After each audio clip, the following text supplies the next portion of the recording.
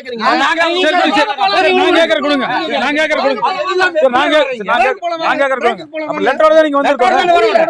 எந்த letter? Authentication letter. பேங்க்குக்கு வாங்க. பேங்க்குக்கு புரியல. நான் அடிக்கிறேன்.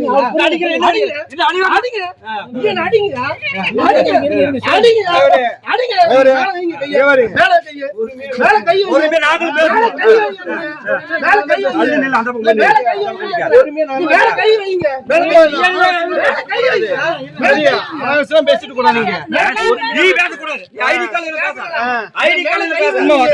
பொறுமையா பேசு. சரியா?